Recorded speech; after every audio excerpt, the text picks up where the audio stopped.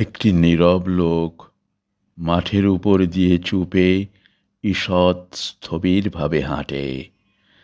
লাঙল বলদের এককাল স্থির ছায়া খেয়ে তাহার হেমন্তকাল দুই পায়ে ভর দিয়ে কাটে। নিজের জলের কাছে ভাগীরথী পরমাত্মীয়, চেয়েও পায় না তাকে কেউ তার সহিষ্ণু নিভৃতে। লাশকাটা ঘরের ছাদের পরে একটি দোয়েল পৃথিবীর শেষ অপরাহ্নের শীতে শীষ তুলে বিভোর হয়েছে। কার লাশ কেটেছিল কারা? সারা পৃথিবীতে আজ রক্ত ঝরে কেন? সেসব কোরাসে এক তারা অপরাহ্নের চাষা ভুল বুঝে হেঁটে যায় উচ্ছ্বলিত রোদে।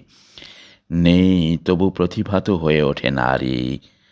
মর্গের মৃতদেহ দোয়েলের শীষে মিটে গেলে আদিম দোয়েল এলে অনুভব করে নিতে পারি।